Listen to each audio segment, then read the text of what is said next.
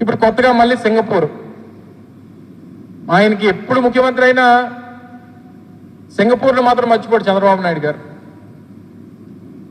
95లో మొదటిసారి ముఖ్యమంత్రి అయిన దగ్గర నుంచి నేడు 30 సంవత్సరాలు, అంటే దాదాపు 3 దశాబ్దాల పరిచయం సింగపూర్తో. చాలా మంది మీ అందరు కూడా తెలుసు, చంద్రబాబు నాయుడు గారికి ఆయన పెట్టుబడులన్నీ కూడా, ఆయన అవినీతి సామ్రాజ్యం అంతా కూడా, ఆయన పెట్టుబడులన్నీ కూడా సింగపూర్లోనే పెడతాడు అనేటువంటిది ప్రతి రాజకీయంగా అవగాహన ఉన్నటువంటి వారు ప్రతి ఒక్కరికి తెలుసు.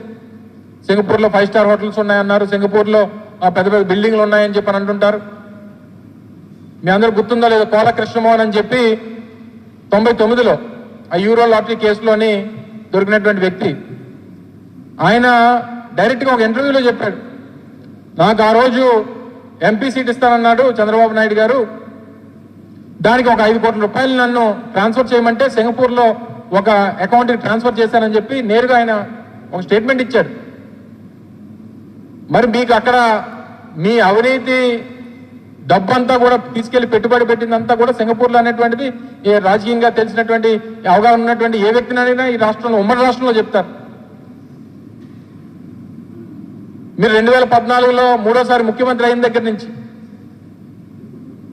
అమరావతి సింగపూరు, సింగపూరు అమరావతి, అమరావతిని సింగపూర్ చేసేస్తాను, అక్కడ ఉన్నటువంటి సింగపూర్ తీసుకొచ్చి అమరావతిలో పెట్టేస్తాను అని చెప్పి లేనిపోయినటువంటి కబుర్లు, ఇక్కడ ఉన్నటువంటి రైతుల్ని ఫ్లైట్లు వేసుకొని సింగపూర్ తీసుకెళ్ళడం, అక్కడ బిల్డింగ్లు చూపించి మళ్ళీ దానికి కొన్ని 100 కోట్ల రూపాయలు ఖర్చు పెట్టడం, అక్కడి నుంచి ఒక మంత్రి గారిని తీసుకుని వచ్చి ఇక్కడ దగ్గర 10-15 సార్లు మీటింగ్లు పెట్టడం.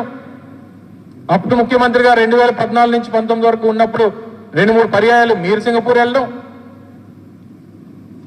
తీరా 2019లో మీ పదవి పోయిన తర్వాత 2023లో 22-23లో అనుకుంటా, మీరు ఎవరైతే ఆహో ఓహో అని చెప్పి కీర్తించినటువంటి ఆ సింగపూర్ మంత్రి ఈశ్వరన్ గారు, ఆయన్ని సింగపూర్లో ఉన్నటువంటి ఆ కరప్షన్ ఏజెన్సీస్ ఏవైతే ఉన్నాయో, ఈ కరప్షన్ ఎరాడికేట్ చేసేటువంటి ఏజెన్సీస్ ఏవైతే సింగపూర్ ప్రభుత్వంలో ఉన్నాయో, ఆ కరప్షన్ ఎలిగేషన్స్ లో ఆయన్ని దాదాపు సంవత్సరం ఎంతో జైల్లో పెట్టారు. ఎవరు? ఈ ముఖ్యమంత్రి, మన ముఖ్యమంత్రి చంద్రబాబు నాయుడు గారికి అత్యంత సన్నిహితుడు, ఈయన పార్ట్నర్ గా పిలుచుకునేటువంటి వారు.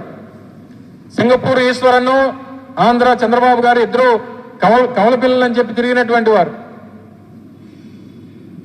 ఆయన్ని తీసుకుని వెళ్ళి సింగపూర్లో కరప్షన్ ఎలిగేషన్స్ మీద జైల్లో పెట్టారు.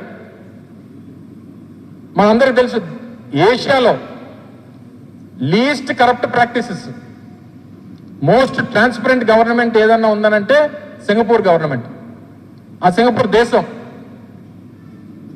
1965లో వారికి స్వతంత్రం వచ్చిన తర్వాత బహుశా ఈ 60 సంవత్సరాల్లో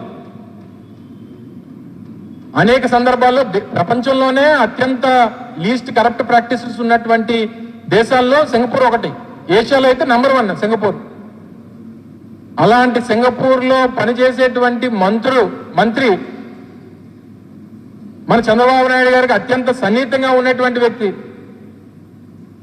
మరి అంతమంది మంత్రులు ఉంటే ఏ మంత్రితోనే ఈయనకి సన్నిహిత్యం లేదు. ఎవరైతే అక్కడ అవినీతికి పాల్పడ్డాడో ఆ మంత్రితోనే ఈయనకి సంబంధాలు, ఆయనతో ఈయనకి లాలూచీలు.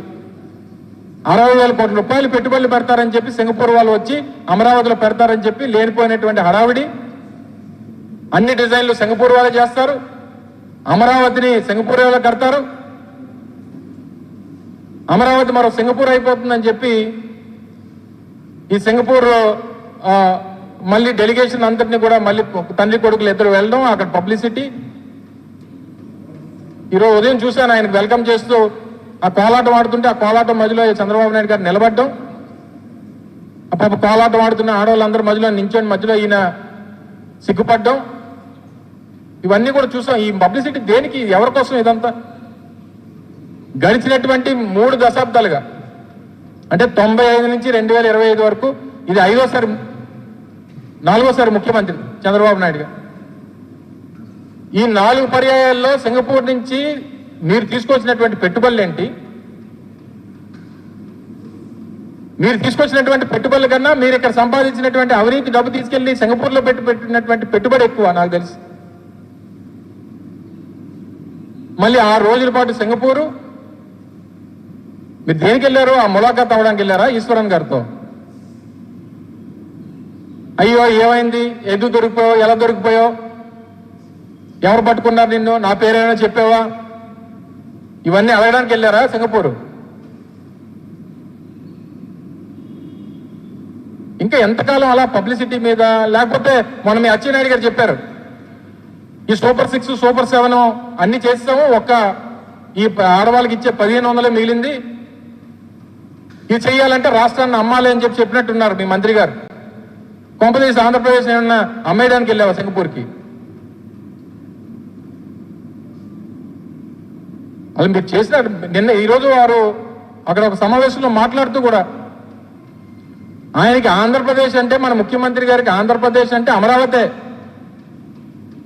ఆంధ్రప్రదేశ్లో ఉన్నటువంటి ఈ 26 జిల్లాలు ఉన్నాయి, అందులో వివిధ ప్రాంతాలు ఉన్నాయి, రాయలసీమ ఉంది, ఉత్తరాంధ్ర ఉంది, కోస్తాంధ్ర ఉంది, ఇన్ని ప్రాంతాలు ఉన్నాయి, ఇన్ని జిల్లాలు ఉన్నాయి, ఇన్ని వెనుకబడినటువంటి జిల్లాలు ఉన్నాయి, వాటిని అభివృద్ధి చేయాలి అనేటువంటిది లేదు అసలు మన ముఖ్యమంత్రి గారికి. మన ముఖ్యమంత్రి గారికి ఆంధ్రప్రదేశ్ రాష్ట్రం అంటే అమరావతి ఒకటే.